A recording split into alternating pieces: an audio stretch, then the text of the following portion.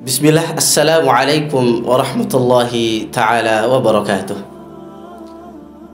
Alhamdulillahi ala ihsanih wa syukru lahu taufiqihi wa amtilalih. Ashhadu an la ilaha illallah wahdahu la syarika lah ta'ziman li sya'nih. Wa ashhadu anna Muhammadan abduhu wa rasuluhu ad-da'i ila ridwanihi, amma ba'd. Bersyukur kepada Allah Subhanahu wa ta'ala dengan mengucapkan hamdalah alhamdulillahi rabbil alamin. Bersolawat kepada Rasulullah Muhammad sallallahu alaihi wasallam dengan mengucapkan Allahumma salli ala Muhammad wa ala ali Muhammad kama sallaita ala Ibrahim wa ala ali Ibrahim innaka Hamidun Majid, wa barik ala Muhammad wa ala ali Muhammad kama barakta ala Ibrahim wa ala ali Ibrahim innaka Hamidun Majid. Bapak, Ibu, saudara-saudariku yang soleh dan solehat dimanapun berada, semoga senantiasa dirahmati dan diberkahi oleh Allah Subhanahu wa ta'ala. Bulan Ramadan adalah bulan yang penuh keberkahan, bulan yang Allah Subhanahu wa ta'ala mewajibkan pada setiap hambanya untuk berpuasa di dalamnya. Sebagaimana Allah Ta'ala berfirman di dalam ayat yang masyhur dan surah yang masyhur, surah Al-Baqarah bertepatan dengan ayat 183. Ya ayyuhalladzina amanu kutiba alaikumus shiyam kama kutiba ala alladzina min qablikum la'allakum tattaqun. Wahai orang-orang yang beriman, diwajibkan atas kalian untuk berpuasa sebagaimana yang telah diwajibkan atas orang-orang sebelum kalian, la'allakum tattaqun, agar kalian menjadi orang-orang yang bertakwa. Ayat ini kalau kita perhatikan di kalimat yang terakhir tadi menjelaskan bahwa di antara tujuan daripada Allah Subhanahu wa ta'ala mensyariatkan puasa ini untuk kita, tujuannya adalah la'allakum tattaqun, agar kalian menjadi orang-orang yang bertakwa. Tetapi di sisi yang lain, kalau kita perhatikan betul tentang syariat Ramadan yang Allah Subhanahu wa ta'ala perintahkan kepada kita, nah ternyata Ramadan juga berisi bukan hanya syariat tentang puasa, tetapi Ramadan mengajarkan kepada kita banyak pendidikan atau tarbiyah, sehingga mungkin kita bisa sebutkan Ramadan syahrut tarbiyah. Ramadan adalah bulan pendidikan, bahwa banyak sekali pendidikan-pendidikan yang diajarkan untuk kita di dalam bulan Ramadan ini. Di antaranya adalah hadis Nabi sallallahu alaihi wasallam ketika menjelaskan hakikat daripada puasa itu. Hadis ini diriwayatkan oleh Ibnu Khuzaimah, sebagaimana Rasulullah sallallahu alaihi wasallam bersabda, "Laisa siyamu min aqli wasyarab, innama siyamu minal lagwi warrafath."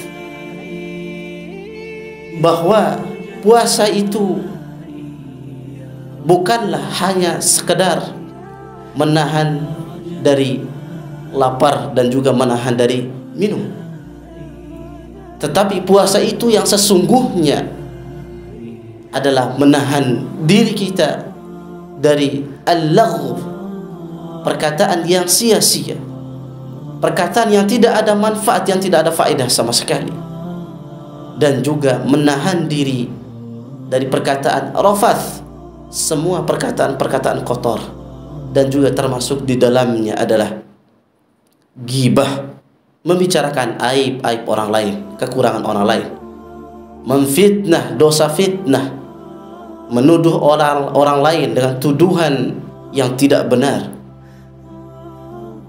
kemudian adu domba, kemudian mencela orang lain, kemudian perkataan-perkataan dusta. Inilah di antara tarbiyah Ramadan, mengajarkan kepada kita bahwa Ramadan itu adalah menjadikan kita agar menjadi hamba Allah Subhanahu wa ta'ala yang bukan hanya berpuasa menahan diri dari haus dan lapar, tetapi juga menahan lisan-lisan kita agar setiap ucapan-ucapan yang kita keluarkan dari lisan kita semua ada nilai kebaikan di dalamnya, bermanfaat untuk kita dan juga bermanfaat untuk orang lain. Dan juga Ramadan, ya, di antara bentuk tarbiyahnya bukan agar kita menjadi orang yang bertakwa saja, tetapi agar kita menjadi orang muslim yang sejati. Sebagaimana Rasul Muhammad sallallahu alaihi wasallam bersabda di dalam sebuah hadisnya yang diriwayatkan oleh Imam Bukhari dan Imam Muslim. Rasul bersabda, al-muslimu man salimal muslimuna min lisani wa yadihi, bahwa muslim yang sejati itu adalah muslim yang orang lain terselamatkan dari lisan dan tangannya, yang artinya ya, orang lain tidak pernah merasakan kesakitan ya, akibat lisan-lisan kita atau akibat tangan kita. Itulah hakikat daripada muslim yang sejati. Maka Ramadan mendidik kita agar kita berpuasa seluruh anggota badan kita, lisan kita dan tangan kita pun harus berpuasa. Saudara-saudariku yang salihat, yang saleh dan salihat, yang semoga Allah rahmati dan Allah berkahi, di antara bentuk tarbiyah selanjutnya dari bulan Ramadan adalah hadis Nabi sallallahu alaihi wasallam ketika Jibril alaihi salatu wasallam menemui Rasul Muhammad sallallahu alaihi wasallam setiap malam di bulan Ramadan. Sebagaimana Rasul bersabda, kana Jibril alaihi salam yalqahu fi kulli lailatin min Ramadan fayudarisuhul Quran. Bahwa Jibril alaihi salam setiap malam di bulan Ramadan menemui Rasul Muhammad sallallahu alaihi wasallam fayudarisuhul Quran, dan mengajarkan kepada Rasul Muhammad sallallahu alaihi wasallam Al-Quran.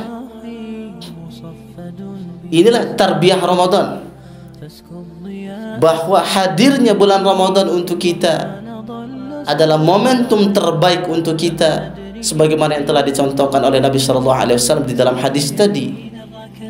Adalah Ramadan mengajarkan kepada kita agar kita senantiasa dekat dengan Al-Quran, senantiasa membaca Al-Quran, tilawatul Quran, mentadaburi kata demi kata, ayat demi ayat yang termaktub di dalam Al-Quranul Karim, memahami isinya, membaca tafsirnya, dan yang lebih penting dari itu semua adalah berusaha untuk mengamalkan isi daripada kandungan Al-Quran yang kita baca setiap hari. Dan bahkan kalau kita membaca bagaimana para sahabat terdahulu, ulama-ulama kita terdahulu, dan orang-orang soleh terdahulu, bagaimana mereka di bulan Ramadan. Imam Asy-Syafi'i rahimahullahu ta'ala, ya, misalnya beliau menghabiskan Ramadan dengan menghatamkan Al-Quran sebanyak 60 kali. Utsman bin Affan radhiyallahu ta'ala anhu wa ardah, menghabiskan Ramadan dengan menghatamkan Al-Quran di dalamnya sebanyak 30 kali. Qatadah, ya, di luar bulan Ramadan dia menghatamkan Al-Quran 7 hari 1 kali khatam. Tetapi begitu masuk bulan Ramadan, dia menghatamkan Al-Quran 3 hari 1 kali khatam. Dan di 10 terakhir dari bulan Ramadan, dia menghatamkan Al-Quran setiap malam. Mereka adalah contoh kita yang terbaik, panutan kita yang terbaik, bahwa mereka menghadapi Ramadan, ya, memanfaatkan waktu mereka di bulan Ramadan dihabiskan untuk interaksi, mempelajari Al-Quran, memperbanyak tilawahnya, dan yang lainnya yang berkaitan dengan Al-Quranul Karim. Kemudian di antara tarbiyah yang selanjutnya dari bulan Ramadan adalah perkataan Ibnul Qudamah ketika menjelaskan tentang tingkatan orang yang berpuasa. Beliau menjelaskan di dalam kitabnya Mukhtasar Minhajul Qasidin halaman 45 sampai halaman 46. Beliau menjelaskan bahwa tingkatan-tingkatan puasa itu ada 3. Yang pertama adalah orang yang berpuasa hanya menahan lapar dan haus, serta bagi yang sudah menikah menahan hubungan suami istri. Kemudian tingkatan yang kedua adalah orang-orang yang berpuasa yang tidak hanya menahan diri dari lapar dan haus, tetapi juga penglihatan mereka ikut berpuasa, pendengaran mereka ikut berpuasa, lisan mereka ikut berpuasa, tangan mereka ikut berpuasa, dan kaki mereka ikut berpuasa, dan seluruh anggota badan mereka ikut berpuasa. Itulah di antara bentuk-bentuk puasa tingkatan orang yang kedua yang disampaikan oleh Ibnul Qudamah di dalam kitab yang Mukhtasar Minhajul Qasidin. Dari penjelasan beliau kita bisa memahami bahwa syariat puasa atau puasa Ramadan bukan hanya sekedar menahan diri dari haus dan lapar saja, tetapi justru intisari daripada puasa itu, Bapak Ibu yang semoga Allah rahmati dan Allah berkahi, adalah puasa seluruh anggota badan kita. Penglihatan kita gunakan untuk melihat sesuatu yang baik yang dihalalkan oleh Allah Subhanahu wa taala. Pendengaran kita yang kita dengarkan adalah sesuatu yang dihalalkan oleh Allah. Lisan kita yang kita gunakan untuk berbicara sesuatu yang dihalalkan oleh Allah Subhanahu wa taala. Begitupun tangan kita memegang sesuatu yang hanya dibolehkan dan dihalalkan oleh Allah, dan juga kaki kita hanya gunakan untuk melangkah ke tempat yang memang tempat tersebut dihalalkan oleh Allah Subhanahu wa taala. Dari beberapa tarbiyah Ramadan tadi, kurang lebih ada 3 secara umumnya, bahwa intisari daripada syariat puasa ini adalah bulan tarbiyah untuk kita, yang tujuan akhirnya nanti adalah la'allakum tattaqun, agar kita menjadi pribadi yang senantiasa takwa kepada Allah Subhanahu wa taala.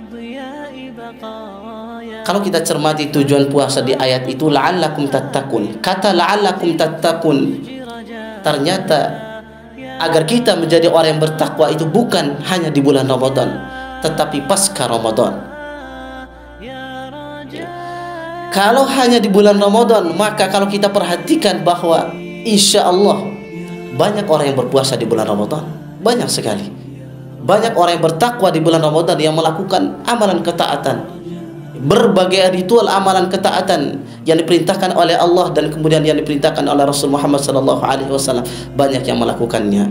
Tetapi apakah setelah nanti Ramadan berlalu, masihkah kita dan Bapak Ibu yang semoga Allah rahmati dan Allah berkahi, masihkah kita melakukan ketaatan yang di bulan Ramadan kita melakukannya, dan setelah Ramadan apakah kita masih melakukannya? Maka kalau selepas Ramadan nantinya kita tidak lagi melakukan amalan-amalan ketaatan kita, maka boleh jadi itu sebagai tanda bahwa puasa kita di bulan Ramadan mungkin tidak diterima oleh Allah Subhanahu wa taala, dan kita termasuk orang-orang yang rugi. Dan tarbiyah Ramadan ini tadi tujuannya agar kita ketika nanti Ramadan meninggalkan kita, amalan-amalan ketaatan itu menjadi kebiasaan kita, dan kita mudah untuk melakukannya karena kita sudah terbiasa melakukannya di bulan Ramadan. Demikian mungkin itu saja yang bisa saya sampaikan. Apabila ada kata yang kurang berkenan, mohon dimaafkan. Ada benarnya datang dari Allah Subhanahu wa taala, ada salahnya datang dari pribadi kami, hamba Allah yang dhaif. Billahi taufiq wal hidayah wal ridha wal inayah, wallahul muwafiq ila aqwamit thariq. Wassalamu alaikum warahmatullahi taala wabarakatuh.